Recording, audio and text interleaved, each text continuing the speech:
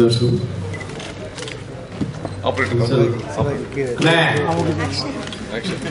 Trailer போடுங்கண்ணே.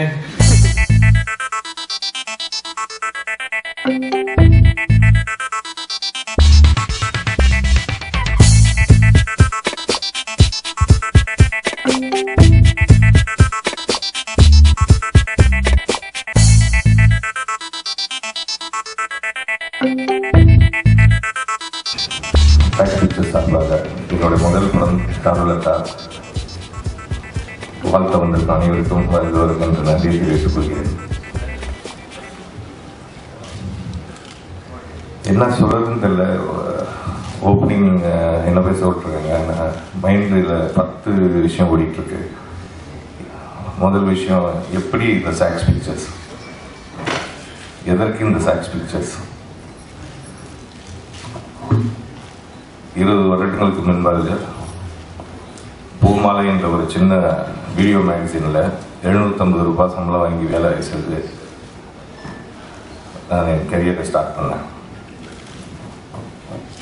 தன் தொலைக்காட்சியில் இருந்து ஒரு டெலிவிஷன் மேலாளராக பவனி வந்தேன். பிறகு சன் பிக்சர்ஸ் சிஓவாக இருந்து அதிலிருந்து இப்பொழுது நான் ரெசிக்னேஷன் கொடுத்துவிட்டு என்னோடய சொந்த முயற்சி சாக்ஸ் பிக்சர்ஸ். இது ஒரு 25 வருஷ ட்ராவல். அந்த 25 வருஷ ட்ராவலில் ஒரு 10 நிமிஷத்தில் சொல்ல முடியாது.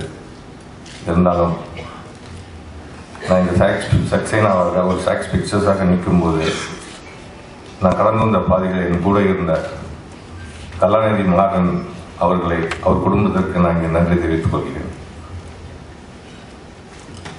பழைய மறக்கக்கூடாது. அவருக்கு நன்றியை தெரிவித்து என்னோட சொந்த முயற்சியான சாக்ஸ் பிக்சர்ஸை நான் துவக்கவில்லை. இது என்னோட ஃபர்ஸ்ட் படம். ஆனால் இண்டஸ்ட்ரியில் சாக்ஸ் பிக்சர்ஸில் ஃபர்ஸ்ட் படம். நான் நிறைய படம் தயாரிச்சிருக்கேன். அதனால் என் பேர் போடலை. காரணம், போடக்கூடாது அப்படின்ற ஒரு சுச்சுவேஷனு.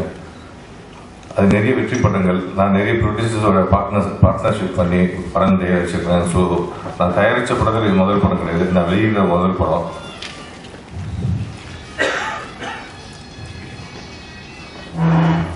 நடந்த பிரச்சனைகள்லாம் உங்களுக்கு தெரியும். அந்த பிரச்சனையை நான் இங்கே பேச வேண்டாம்னு நினைக்கிறேன். நான் ஏன்னா திருப்பி ஏதோ சென்டிமெண்ட் ஏதோ பேசிடலான்னு சொல்லிட்டு டைமாக இருக்கேன். ஸோ அந்த படத்தை பற்றி சொல்கிறதுக்கு முன்னாடியே, ஸோ நான் கடந்து வந்த பாதையை வந்து ஒரு பெரிய ஒரு போராட்டம். ஒரு சின்ன செடிக்கு தண்ணியை ஊற்றி வளர்த்த 10 பேரில் நானும் வருவேன். அந்த செடி என்னன்னு தெரியும். இப்போ ஆலமரமாக இருக்கிறது அந்த செடி. ஒரு சூறாவளி அதை தாக்கிய போது என் வேலை பிடித்திக்கிட்டு நில்றான்னு சொல்லி தான் நான் நிற்பேன். பரவாயில்ல, ஓடிப்போ அப்படின்னு என் கூட இருந்த சக ஊழியர்கள் சொல்லி விட்டார்கள். சும்மா இருக்க முடியாது, தெரிஞ்ச தொழில் சினிமான்னு ஆயிடுச்சு, செய்தலையே ஒரு போராட்டி ஜெயிப்போம் அப்படின்ற ஒரு முதல் முயற்சி தான் இந்த சார்லோட்டா என்ற திரைப்படம்.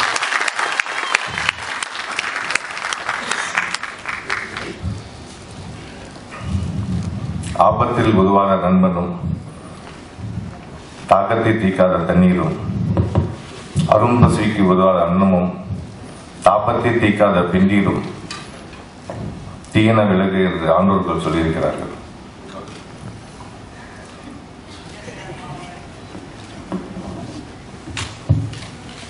ஆண்டோர் சொன்ன கருத்து அது. ஆபத்தில் நிறைய நண்பர்கள் என் கூட இல்லை. ஏன்னா பயம். பயம் என்றால் ஃபியர். ஃபியருக்கு அர்த்தம், அவங்க தெரிஞ்சுக்கின அர்த்தம் என்னவென்றால் forget everything என்றான். அந்த ஃபியருக்கு நான் வச்ச அர்த்தம் ஃபேஸ் எவ்ரிதிங் அண்ட் ரைஸ். அந்த பரிமாற்றம் தான் இந்த சாக்ஸ் பிக்சர்ஸ். இந்த இண்டஸ்ட்ரியில் நான் தொடர்ந்து இருப்பேன். உங்களோட அன்பும் ஆதரவோட நல்ல தரமான படங்களை வெளியிடுவேன். நிச்சயமாக வெற்றி பெறுவேன் உங்கள் ஆசீர்வாதத்துடன்.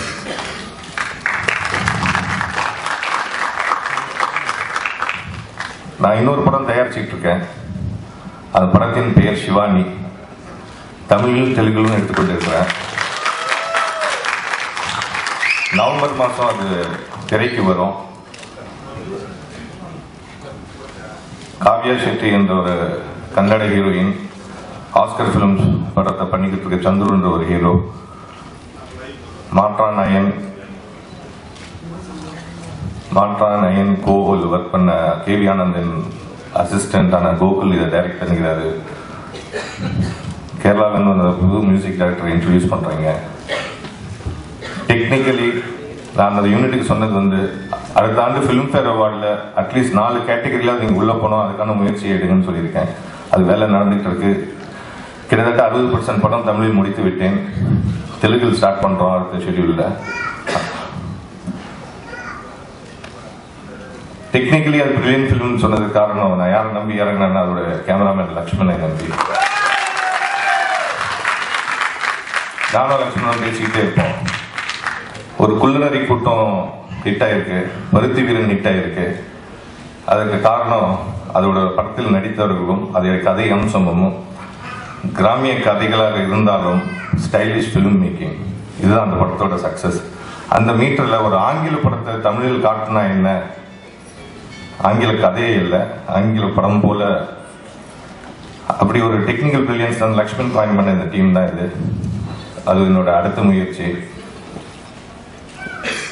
இதுக்கப்புறம் ஒரு சின்ன வேலை ஸ்டார்ட் பண்ணியிருக்கேன். எஸ்எஸ்சி அவர்கள் இங்கே இருக்கிறார்கள், அவருக்கு நான் நேரில் சொல்லணும்னு மேடையில் சொல்லி அவர் ஆச்சரியப்படுத்தலான்னு தான் இருக்கேன். பொங்கல் இன்னைக்கு ஒரு டெலிவிஷன் சேனல் ஸ்டார்ட் பண்ணுறேன். அந்த டெலிவிஷன் சேனல் என்னை நம்பி இன்வெஸ்ட் பண்ண அந்த என்னோட உழைப்பை நம்பி அவங்க வந்திருக்காங்க. அதுக்கு நான் உழைப்பேன். ஆனால் அந்த டெலிவிஷன் சேனலில் ஒரு ஒன்லைன் நான் வந்து எந்த ஒரு சேனலுக்கு போட்டியாகவோ பொறாமையின் காரணமாக இதை ஆரம்பிக்கல. மீடியாங்கிறது ஒரு பெரிய பவர். அந்த வரிசையில் நானும் ஒரு வீரனாக சுருக்கிக் கொள்ள வேண்டும் என்ற ஆசையில், உங்களில் ஒருவனாக இருக்க வேண்டும் ஆசையில் தான் இந்த முயற்சி. அது face of the channel will be சிறுபட தயாரிப்பாளரை ஊக்குவிக்குவார். சிறுபடங்கள் வெளியிடத்துக்கு எவ்வளோ கஷ்டம்னு எனக்கு தெரியும். அந்த கஷ்டத்தை நானும் ஐயப்பனையும் ரொம்ப பார்த்துருக்கோம். என்னால் ஐயப்பன் கெட்டானா, ஐயப்பனால் நான் கெட்டேனா என்ற எங்கள் விவாதம் எங்கள் குடும்பத்துக்குள்ள ஓடிக்கிட்டு இருக்கு. இந்த விவாதத்தை தாண்டி என்ன கஷ்டத்தில் இருக்கும்போதும் என் கூட இருந்த இந்த ஐயப்பன் குடும்பத்தினருக்கு நான் சிரம் தாழ்த்தி வணங்குகிறேன். ஐயப்பன் தமிழ் இண்டஸ்ட்ரிக்கு எவ்வளோ ப்ளஸ் பாயிண்ட் என்று மேடையில் இருக்கிற நிறைய பேருக்கு தெரியும். எந்திரன் பிஸ்னஸ் பண்ணுறோம். எந்திரன் பிஸ்னஸ் வந்து தமிழ் சினிமாவில் ஒரு record. Shankar sir, Rajini sir, A R Rahman combination. அதுக்கு முன்னாடி சிவாஜின்னு ஒரு படம் தயாரிக்கிறாங்க. சிவாஜி அண்ட் மைனஸ் ஐஸ்வர்யா ராய் அந்த காம்பினேஷனு. சிவாஜி படத்தை ஹிந்தியில் வந்து சுமார் ஒரு 2.25 கோடிக்கு தான் வியாபாரம் நடந்தது. அந்த தருணத்தில் நான் போய் உட்காடுறேன் பாம்பேயில், எல்லாருக்கிட்டும் பேசுகிறேன். ஃபீட்பேக் வருது, இந்த படம் இவ்வளோ தான் பண்ணியிருக்கு, உனக்கு கிடைக்காது இருந்தாங்க. ஆனால் தைரியத்தை விட்டு கொடுக்காமல் படத்தை நான் பார்த்திருக்கிறேன் என்று தனிச்சையாக சென்று மார்க்கெட் செய்து 42 கோடி தியேட்டரில் வசூல் செய்தேன். டிவிடி ரைட்ஸ் 5.5 கோடிக்கு போச்சு. ஆடியோ ரைட்ஸ் 1.5 கோடிக்கு போச்சு. இதுக்கப்புறம் சேட்டலைட் சேனல் ரைட்ஸ் 18 கோடி போச்சு. ஸோ இது வந்து அதே காம்பினேஷன் தான். ஸோ மார்க்கெட்டிங்கிறது ரொம்ப முக்கியமான தருணம் சினிமாவில். ஒரு பெண்ணை போல காட்ட வேண்டியதை காட்டணும், நிறையவங்க எக்ஸ்போஸ் பண்ண முடியாது, நல்ல ஒரு இடத்துல போய் கல்யாணம் பண்ணி சேர்க்கணும். அது மார்க்கெட்டிங். இந்த படத்தில் சமீபத்தில் விஜயாந்தி நடித்த நான் திரைப்படத்தை ஐயப்பன் வெளியிட்டார். 175 தியேட்டரில் வெற்றிகரமாக ஓடிக்கொண்டிருக்கிறது. விஜயாந்தனிக்கு அந்த வழி தெரியும், எப்படி தியேட்டர் போடுவது என்று. So Ayyappan is an asset to the film fraternity.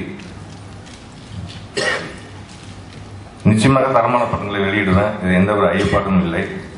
And first time in Tamil cinema சார்லத்தா will be a different genre. அதை காயின் பண்ண ரமேஷ் அண்ட் ஜாரகேஷ் சித்ரா அவர்களுக்கு நான் நன்றியை தெரிவிச்சுக்கிறேன். இது ஒரு சிறந்த திரைப்படம். காரணம் கான்ஸ்டன்டென்ஸ், மாற்றான் கதையும் இதுவும் ஒன்று, இதுதான் மாற்றான்னு. இங்கே பிரியாமணி நடிச்சிட்டாங்க, அங்கே சூர்யா நடிச்சிட்டாங்க. இந்த சர்ச்சைக்கு நாங்கள் போகவில்லை. காரணம் எங்கள் படத்துக்கு எங்களுக்கு நம்பிக்கை உள்ளது. சத்தியமாக சொல்கிறேன், பிரியாமணிக்கு இந்த படத்தில் அவார்ட் அவ்வளோ சிறப்பாக நடிச்சிருக்காரு. ஒரு ட்வின் கேரக்டரைசேஷன் பண்ணும்போது பொன்குமார் அவரோட டைரக்ஷன் பற்றி நான் சொல்றதில்லை. அவர் இருந்த இடம் வந்து பாக்யராஜ் சார், ரவிக்குமார் சார், ஒன்று தமிழ் சினிமாவின் ஆக்ஸ்போர்டு, இன்னொன்று தமிழ் சினிமாவின் கேம்பிரிட்ஜ். இந்த 2 யூனிவர்சிட்டியிலேருந்து அவர் வந்திருக்காரு. அவர் என்ன குவாலிட்டி கொடுப்பாருன்னு உங்களுக்கே தெரியும். Plus Priyamani, she's an excellent national award winner, excellent artist, excellent performance.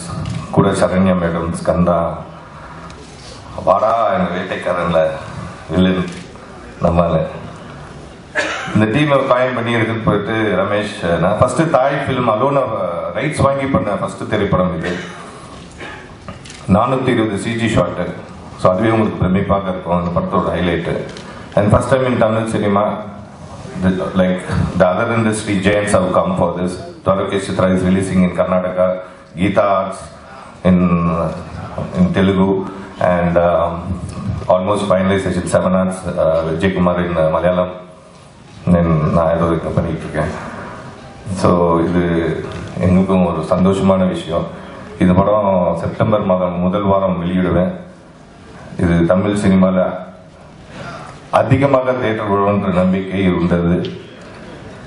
So Ponkumar and Sundar C Babu, they have rocked together and it's come out an awesome film. So நீங்கள் அதை நிச்சயமாக நீங்கள் ரசிப்பீங்க. ஸோ இது நானே பேசிகிட்டு இருக்கேன், நிறைய பேர் இருக்காங்க. மீண்டும் உங்களில் ஒருவனாக என்னை கருதி சினிமா இருக்கும், சினிமாவில் நான் இருக்கணும்னு ஆசைப்படுற என்ன வார்த்தை வந்த அனைவருக்கும் நன்றி தெரிவித்து விடைபெறுகிறேன். வணக்கம். அனைவருக்கும் வணக்கம்.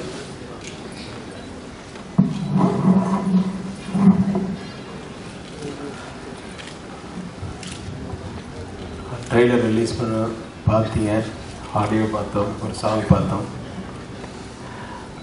உங்களுக்கெல்லாம் ஒரு ஆச்சரியமாக இருக்கும், எப்படி பொன்குமரன் வந்து 2வது படத்துலேயே இப்படியெல்லாம் ஒரு சாதனை பண்ணுறான் அப்படின்ட்டு. பட் எனக்கு ஆச்சரியமாகவே இல்லை. ஏன்னா தசாவதாரம்ன்ற படத்துக்கு தான் வந்து எனக்கு தெரிஞ்சு இந்திய படத்தில் முதல் முறையாக வந்து நிறைய காட்சிகள் வந்து சிஜியில் பண்ணது. ஆல்மோஸ்ட் 95% வந்து அது சிஜி தான். ஸோ அந்த படத்தில் அவர் ஒர்க் பண்ணார். அந்த படத்தில் அவருடைய உழைப்பை வந்து எந்த அளவுக்கு அப்படின்னா, அவர் இல்லாத போது நான் படம் பண்ணும்போது நான் மிஸ் பண்ணுறேன். ஸோ அந்த அளவுக்கு அவரோட உழைப்பு அது இருந்தது வந்து இருக்கும்போது தெரியாது. எப்படிங்க நம்ம கூட இருக்கும்போது ஒருத்தரை பற்றி அருமை நமக்கு தெரியாது. நம்ம விட்டு விலைக்கு போயிட்டு இருக்கும்போது தான் சே அவன் இருந்தாலும் இதை பண்ணியிருப்பான்ல அப்படின்னு சொல்லுவோம் ஒரு இடத்துலையும். ஸோ அந்த மாதிரி நிறைய நான் சொன்னேன். ஸோ அந்த மாதிரி ஒரு உழைப்பாளி. அது மட்டும் இல்லாமல் ஆதவன் படத்தில் வந்து ஒரு சிஜி போர்ஷன் ஒன்று பண்ணோம். ஒரு 30 வயது மதிக்கத்தக்க ஒரு இளைஞனை வந்து 10 வயது பையனாக பண்ணது. அப்கோர்ஸ் நம்ம வந்து அது காஸ்ட் ஆஃப் எவ்வளோ கொடுக்குறோமோ அந்த அளவுக்கு தான் வரும். ஸோ அதுலேயும் வந்து அவர் ஃபுல்லாக இன்வால்வ் ஆகியிருந்தார்.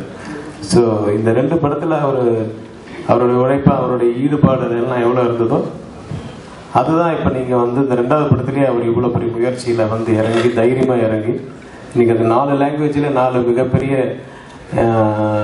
டிஸ்ட்ரிபியூட்டர்ஸ் வந்து அதை வாங்கியிருக்காங்கன்னா அது காரணம் அவருடைய அவுட்புட்டை பார்த்து அப்படின்னு நினைக்கிறேன்.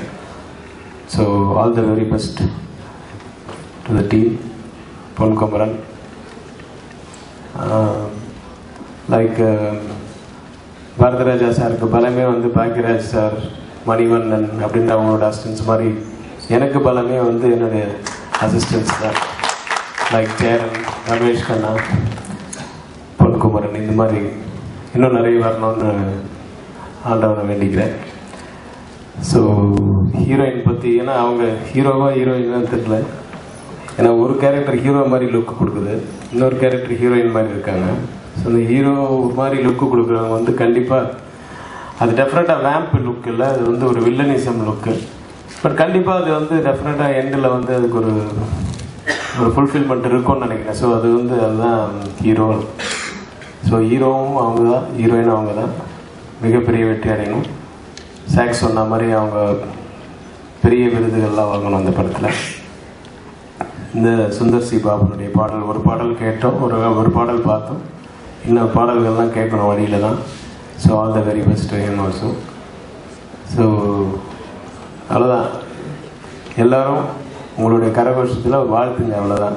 மெயினாக I want to tell about socks வந்து ஒரு திருஷ்டின்னு நினச்சிங்க சாக்ஸ், அவ்வளோதான் நடந்ததெல்லாம். நீங்கள் இன்னல்கள் நீங்கள் சொன்னதெல்லாம் வந்து ஒரு திருஷ்டி தான். ஏன்னா நீங்கள் உங்கள் வயலையும் சொன்னீங்க இந்திரன் படத்தில் என்னெல்லாம் நீங்கள் பண்ணீங்க, எவ்வளோலாம் விற்றீங்க அப்படின்ட்டு. ஸோ அது ஒரு திருஷ்டி கழிஞ்சிருச்சு. So welcome back. இல்லை, you are always there in the field. So all the very best to you. அந்த ரமேஷ் அனைவருக்கும் பணிவான வணக்கங்கள். Thanks sir welcome back. ரொம்ப சந்தோஷமாக இருக்குது. அவர் எந்திரன் முதல் பாடல் நான் எழுதினப்போ அவங்க ஆடியோ லான்ச்சில் மலேசியாவில் அவர் மீட் பண்ணேன். திருப்பி அவர் இங்கே வந்திருக்காருன்னு ரொம்ப சந்தோஷமாக இருக்குது. சாருலதா வந்து ரொம்ப ஒரு அழகான ஒரு த்ரில்லர். இதை வந்து ப்ராப்பராக ரைட்ஸ் வாங்கிட்டு, முறைப்படி ரைட்ஸ் வாங்கிட்டு பண்ணதுக்காகவே முதல்ல வந்து இந்த டீம் எனக்கு நான் நன்றி தெரிவிச்சுக்கிறேன். இந்த படத்தில் பாடல்கள் வந்து சேலஞ்சிங்காக இருந்துச்சு. ரொம்ப அழகான மியூசிக். சுந்தர் சி பாபு வந்து ரொம்ப நல்ல மெலடிஸ் கொடுத்துருந்தார். 3 மெலடிஸ் எனக்கு நல்ல மெலடிஸில் ஒர்க் பண்ணும்போது எப்போவுமே சந்தோஷமாக இருக்கும். அது மட்டும் இல்லாமல் இதில் கான்செப்டும் ரொம்ப நல்லா இருந்துச்சு. ஒட்டி பிறந்த இரட்டை குழந்தைகள், அவங்க 2 பேரும் வளர்கிற சூழலை வந்து பற்றி பாடல். ஒட்டி பிறந்ததுனால எல்லாருமே வந்து அது வந்து அவங்கள ஒரு ஏலியன் மாதிரியே பார்க்குற ஒரு சூழ்நிலை இருக்கும்போது, ஒட்டி பிறக்கிறதுனால இருக்கிற அட்வான்டேஜஸ்லாம் என்ன, அதோட நன்மைகள்லாம் என்ன அப்படின்னு சொல்கிற மாதிரியான ஒரு பாட்டு. ஒன்றாக முளைத்தோம், 2ஆக சிரித்தோம், ஒற்றை காம்பில் ரெட்டை பூவானோம் அப்படின்ற ஒரு பாடல் ரொம்ப பிடிச்ச பாடல். இந்த படத்தோட ஒரு தீம் மாதிரி அவர் யூஸ் பண்ணியிருக்காரு. இன்னும் 2 பாடல்கள், ஒரு காதலோட மகிழ்ச்சி நிலையை சொல்கிற மாதிரியான ஒரு பாடல். எடையில்லா கடவுள் துகளை போலே மிதக்கின்றேன் வெள்ளை வண்ண வானத்திலே அப்படின்னு ஆரம்பிக்கும். கடவுள் துகள் கண்டுபிடிச்ச 1-2 வாரத்தில் எழுதின பாடல், அது பாடலுக்குள்ளே கொண்டு வந்து வைக்க முடிஞ்சுது அப்படின்றது ரொம்ப சந்தோஷமாக இருந்துச்சு. ரொம்ப ஒரு மகிழ்ச்சியை சொல்கிற பாடல். இன்னொரு பாடல் அதே மாதிரி ஒரு காதல் பாடல், ரொம்ப நல்ல தமிழ் சொற்கள் வச்சுக்கிட்டு பண்ண ஒரு பாடல். வாஞ்சை மிகுந்திட ஆஞ்சை இடுகிறேன் கொஞ்சம் பணிந்திடு, இனி வரும் இயல்பை முழுவதும் சால்வை இவழென தோளில் அணிந்திடுன்னு ஒரு பாடல். 3 பாடலுமே ரொம்ப அழகாக வந்திருக்கு. ரொம்ப நல்ல மியூசிக், அழகாக பிக்சரைஸ் பண்ணியிருக்காங்க. பிரியாமணி மேமோட பெரிய ஃபேன். அவங்களோட பருத்தி வீரன் படத்துல இருந்து இந்த படமும் அவங்களுக்கு ரொம்ப ஒரு நல்ல ஒரு கேரக்டர், ரொம்ப சேலஞ்சிங்கான ஒரு ரோல் ரொம்ப அழகாக பண்ணியிருக்காங்க. இந்த டீமுக்கு ஆல் தி பெஸ்ட். படம் பெரிய வெற்றி பெறும் நம்புறேன். நன்றி, வணக்கம். சாருலதால நானும் இருக்கேன்னு சொல்கிறதுல எனக்கு ரொம்ப ரொம்ப சந்தோஷம். எல்லா படத்துலையும் ஹீரோக்கு அம்மாவாக நடிச்சு, இந்த படத்தில் ஹீரோவாக இருக்கிற ஒரு ரோலில் நடிக்கிற அம்மாவாக நடிச்சிட்ருக்கேன். ரொம்ப எக்ஸைட்டிங்காக இருந்தது. என்னென்னா ஒட்டி பிறந்திருக்கிறாங்க அப்படிங்கிற கான்செப்டில் டெய்லி அந்த குழந்தைங்களையும் அப்படி ஒட்டி பார்க்கும்போது, பிரியாமணி அங்கே படுற கஷ்டத்தையெல்லாம் பார்க்கும்போது எனக்கு வந்து ஃபஸ்ட் மார்க்கும் வேணும், ஆனால் ஈஸியாக அது வேணும்னு நினைக்கிறாள் நான். அதனால் ஐயோ கஷ்டமான ஏதாவது வேலையை கொடுத்தா சார் இதுலேருந்து தப்பிக்கலாமா, ஆனால் ஃபஸ்ட் மார்க் வேணும் அப்படின்னு நினச்சிக்கிட்டு இருப்பேன் நான். பிரியாமணி ஃபஸ்ட் மார்க் வாங்குறதுக்கு ரொம்ப கஷ்டப்பட்டுருக்காங்க. ரொம்ப உண்மையில் பார்க்கும்போது ஐயோ பாவம் எவ்வளோ கஷ்டப்படுறாங்கன்னு தோணுச்சு. So hats off to her. அந்த கஷ்டத்துக்கான பலன் கண்டிப்பாக கிடைக்கும். All the best. பொன்குமரன் இனிமையான அருமையான இயக்குனர். ரொம்ப சந்தோஷமாக ஜாலியாக வேலை செஞ்சோம். அவருக்கு என்னுடைய வாழ்த்துக்கள். பெரிய ஒரு லெவலுக்கு அவர் வரணும் அப்படின்னு ஆண்டவனை வேண்டிக்கிறேன். பெரிய ஒரு ப்ரொடக்ஷன் சாக்ஸ் அவர்கள் ஃபஸ்ட் டைமாக வெளியே கொண்டு வர்றாங்க. அவருக்கும் என்னுடைய வாழ்த்துக்கள். இந்த படம் பெரிய வெற்றி அடையணும்னு ஆண்டவனை பிரார்த்திக்கிறேன். நன்றி. முதல்ல தமிழ் திரைப்பட தயாரிப்பாளர் சங்க தலைவராக சாக்ஸ் அவர்களுக்கு நான் நன்றி சொல்லிக்கிறேன்.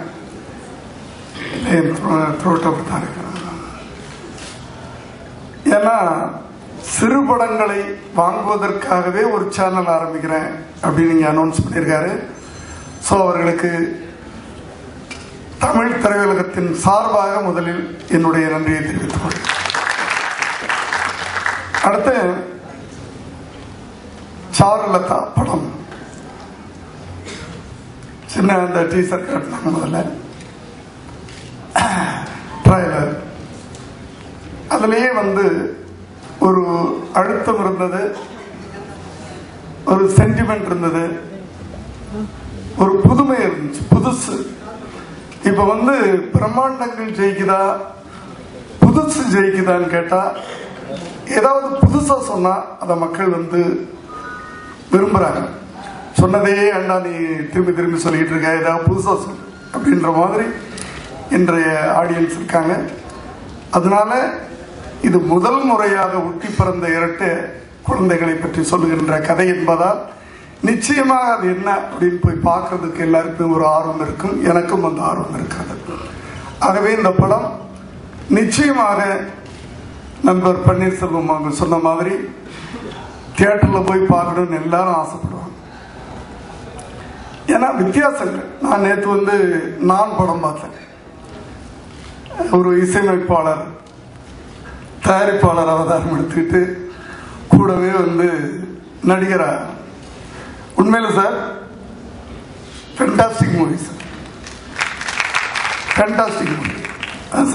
டெக்னீஷியனை மாத்திரம் சொல்ல, எல்லாருமே படம் பார்த்துட்டு இருந்த அத்தனை பேரையும் அப்படியே கட்டி போட்ட ஒரு படம். ஏன்னா அது ஒரு புதுசாக சொல்லியிருந்தது, யதார்த்தம் இருந்தது. ஒருத்தன் வாழ்க்கையில் இப்படித்தான் இருக்கணும். அப்படி புதிதாக எது சொன்னாலும் அது மக்களால் வரவேற்கப்படுகிறது.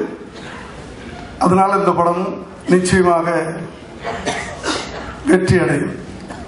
அடுத்தது சாக்ஸ் சாரை பற்றி நண்பர் இவங்க முதல்ல வந்தவொன்னு சொன்னாங்க, எஸ் பேக் அகெயின் அப்படின்னு சொன்னாங்க. சினிமாவில் கொஞ்ச காலம் 30 ஆண்டு காலம் சினிமாவில் இருந்துட்டு வேற எங்கேயாவது போக முடியுமா? நோ சான்ஸ், சான்ஸே கிடையாதுங்க. இதில் ஒரு தடவை வந்துட்டோம்னா அதில் தான் நமக்கு வாழ்க்கையே. அதாவது மீனவர்கள் மாதிரி, மீனவர்களுக்கு உலகமே கடல் தான். அதை விட்டு அவங்களுக்கு வேற வழி கிடையாது, வேற தொழில் பண்ண முடியாது. அதே மாதிரி தான் சினிமாக்காரங்க. ஒரு தடவை இதுக்குள்ள வந்துட்டோம்னா நம்ம இதுலேயே தான். இந்த வயசுலேயே நான் படம் பண்ணிக்கிட்டு இருக்கிறேன். எனக்கு வேற தொழில் தெரியல. காசு இருக்கு, ஏதாவது கடை வச்சு உட்காரலாம் பேசாம. பட் இதில் தான் விடணும், சம்பாரிச்சது இதில் தான் விடணும், இல்லை திருப்பி சம்பாதிக்கணும், ஏதோ ஒரு வெறி. அடுத்தது அவர்கிட்ட அன்பர் சாக்சர் பேசும்போது அவர்கிட்ட நான் கவனிச்சது ஒன்னே ஒன்று, அவருடைய நம்பிக்கை. அதை பேசுகிற ஒவ்வொரு வார்த்தையிலையும் அந்த தன்னம்பிக்கை ஒன்று இருந்துச்சு. நான் நிச்சயமாக நான் இதில் வெற்றி பெறுவேன் அப்படின்னு வரும்போதே வெற்றி நிச்சயம். அந்த வெற்றி நிச்சயிக்கப்பட்டு விட்டது. எவன் டவுட்டோட உள்ள வரானோ அவன் ஜெயிக்க முடியாது. நம்ம இதுக்குள்ள போறோம், ஜெயிப்போமா தோப்போமா அப்படின்னு என்னைக்கு நமக்குள்ள அந்த சந்தேகம் வருதோ நிச்சயமா முடியாது. அதுலயும் முக்கியமா இந்த தொழில்ல அவருக்கு இருக்கிற தன்னம்பிக்கை. ஒரு இடைவெளி அப்படின்லாம் சொன்னாரு. கலைஞர்களுக்கு இடைவெளி அவசியம். அது திரையுலகத்துல இடைவெளி இருந்தால்தான் அவன் மீண்டும் ஒரு ஃபயரோட வெளியே ஜெயிக்க முடியும். அது நிச்சயமா. அதனால மறுபடியும் அவர் ஒரு நெருப்பு மாதிரி வந்திருக்கிறாரு. நிச்சயமாக அவருக்கு தமிழ் திரையுலகம் கை கொடுக்கும், தமிழ் திரைப்பட தயாரிப்பாளர் சங்கமும் கை கொடுக்கும் என்று சொல்லி இந்த படத்தின் வெற்றிக்கு எல்லாம் வல்ல இறைவனை வேண்டி நான் விடைபெறுகிறேன். நன்றி, வணக்கம். எல்லாத்துக்கும் என்னுடைய பணிவான வணக்கம். பொதுவாக ஏதாவது நிகழ்ச்சியில் பேசுறதுன்னா முதல்ல ஆரம்பத்தில் என்ன பேசலான்னு ஏதாவது யோசிச்சு வச்சுருப்போம். அப்புறம் அந்த சூழ்நிலையை பார்க்கும்போது திடீர்னு உள்டாகி போகும். அந்த மாதிரி இங்கே நான் என்ன ஆரம்பிச்சேனோ அதை ஆரம்பிக்க முடியாது, நினச்சதை வேற உள்டாக சொல்ல வேண்டியிருக்குது. என்னென்னா இது நம்ம டிஸ்கஷனில் ஒரு நல்ல சீன் பேசினேன். அப்புறம் ஃபுட்டேஜ் ப்ராப்ளத்தில் அது ரிமூவ் ஆயிடுச்சு. என்னென்னா எனக்கு அப்போ தான் வீட்டில் சோபனா அவங்க வீட்டில் ஹீரோயின் வீட்டில் தங்குறதுக்கு இடம் கிடைக்கும். ரொம்ப நாளாக தங்குறதுக்கு இடம் இல்லாமல், சோப்பு காசு இல்லாமல், துணியெல்லாம் துவைக்காமல் மொத்தமாக மூட்டை மாதிரி வச்சுருப்பேன். காசு கிடைச்சோடனே சாப்பிட்றதோ டீ குடிக்கிறதோ எதுவுமே விட்டுட்டு முதல்ல ஒரு சோப்பு வாங்கிடுவோன்னு சொல்லி வாங்கி பின்னால் நல்லா எல்லா துணியும் துவைச்சிட்டு எங்கே காய போடுறதுன்னு சொல்லி பார்ப்பேன். அப்புறம் பின்னால் ஒரு இடத்துல ஃபென்ஸ் இருக்கும், இன்னொரு இடத்துல ஒன்றும் இருக்காது, அங்கே ஒரு மூங்கல் கிடைக்கும். அதை எடுத்து நட்டு அதுக்கு இதுக்கு ஒரு கயிற்று கட்டி கஷ்டப்பட்டு சோப்பு பூரா முடிச்சா கரையிற அளவுக்கு துவைச்சதை ஒவ்வொன்றா காய போட்டு அப்பாடா அப்படிமா திடீர்னு ஏதோ ஒரு சத்தம் கேட்கும். திரும்பி பார்த்தா ஒரு ஆடு, செம்மறி ஆடு. அதுக்கு முதுகு தேய்க்கிறதுக்கு இடம் கிடைக்கல. இந்த கொம்புல இப்படி தேய்ச்சோன்னே மொட்டப்பட்டு எல்லாமே விழுந்துடும். நான் இவ்வளவு கஷ்டப்பட்டு சோப்பு வாங்கி இவ்வளவு நேரத்தை வச்சு மறுபடியும் மண்ணுக்குள்ள விழுந்துச்சேன்னு உடனே ஒரு பெரிய கொம்பு கிடைக்க எடுத்துக்கிட்டு அந்த ஆடை துரத்துவேன்.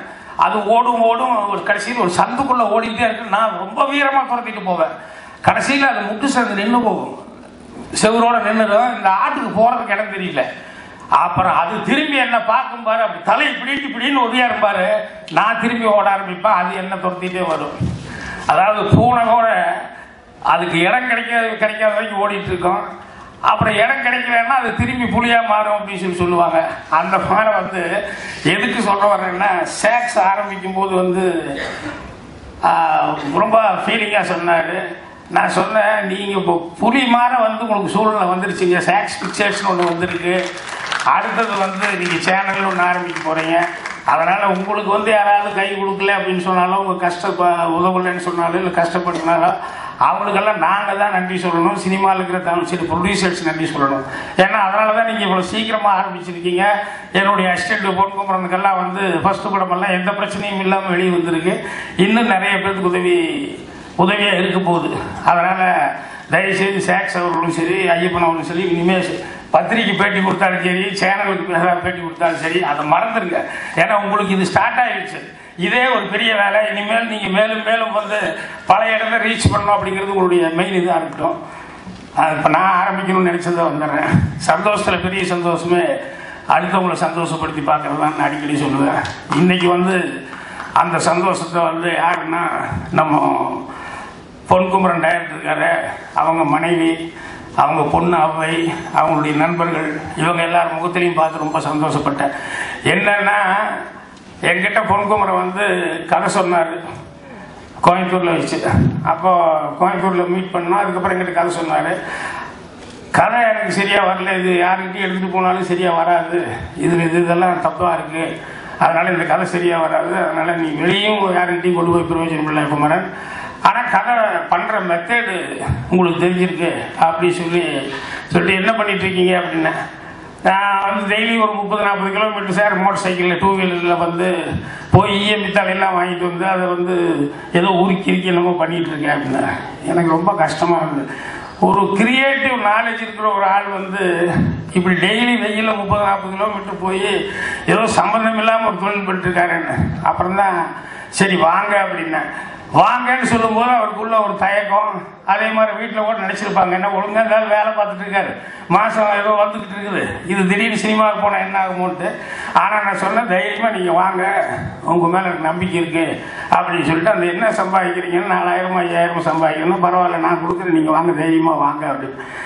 ஸோ இன்றைக்கி எனக்கு என்னன்னா, இன்றைக்கி அவர் நான் நினச்ச மாதிரியே அங்கே ஒரு கோல் அடிச்சிட்டாரு கன்னடத்தில், மறுபடியும் இங்கே சார்பில்தான்னு சொல்லிட்டு இந்த படம் இங்கே பண்ணியிருக்காரு.